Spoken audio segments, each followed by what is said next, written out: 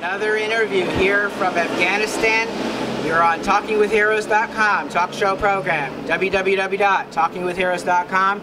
Also check out our online news site, www.thankyouforyourservice.us. I am Bob Calvert, your host, and I want to welcome y'all back that have been watching the videos from our embed here, mainly with the 4th BCT 4th ID out of Fort Carson. And today we're going to be talking with Captain David Williams in just a moment. But before we get started, as I do on every interview, it's important to thank the people who made this trip possible. I wouldn't be here without them. So I encourage all of you, when you get a chance, check out some of their websites, maybe send them an email, and you might find some things on their website you like.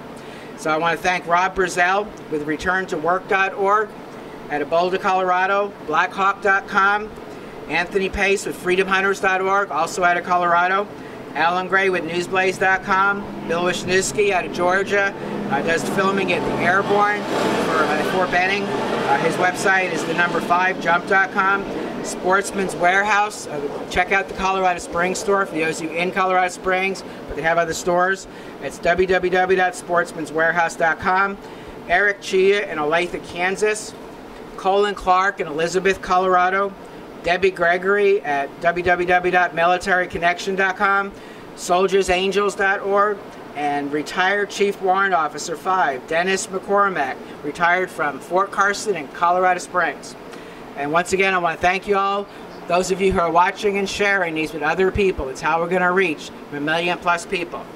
And so what we're going to do now is I'm going to introduce Captain David Williams.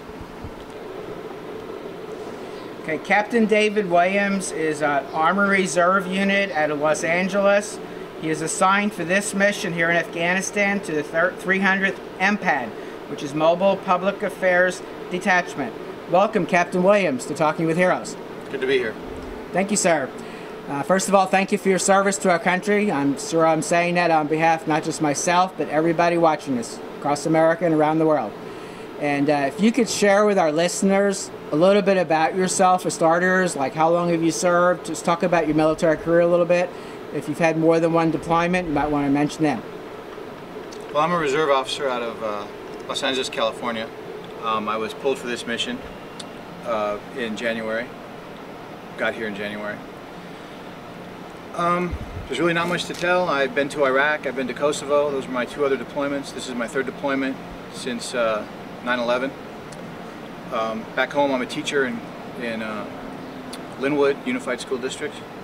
Other than that, that's my life in a nutshell. Is that in Los Angeles, the school? It's about 20 miles south of LA. Okay, great, a teacher, that's cool. Okay, let's talk about this deployment. First of all, have you been here at Jalalabad pretty much most of the time? Yes, I've been at Jalalabad pretty much all the time. Okay. Let's do something a little different. Talk about what a public affairs officer does. A public affairs officer, what we do is we facilitate press coverage for the United States Army. Media will come in here.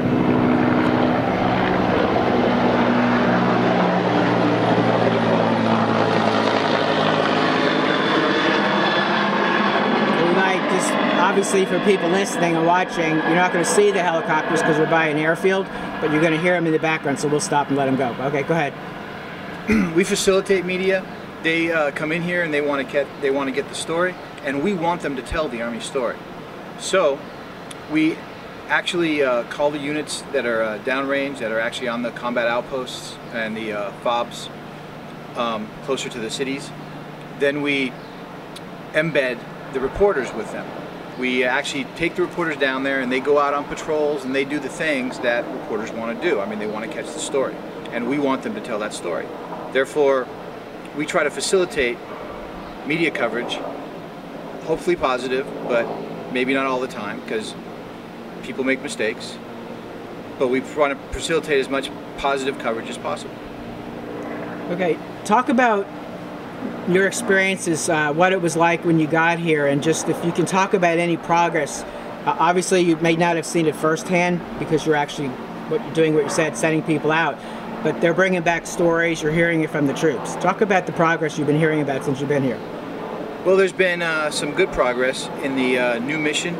The new mission is to defend population, and we've been bringing troops actually out of more far-reaching combat outposts and bringing them back to try to defend that population, the Afghans. And I've seen great progress in that, especially since a lot of things that have been going on, the operations that have been going on.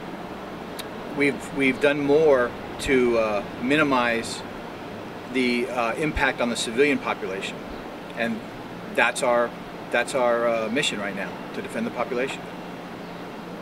Okay, can you talk about anybody in particular that you've had here? Maybe have you gone out with some of these reporters, or you mainly just assign them and they take them to where they're going to go?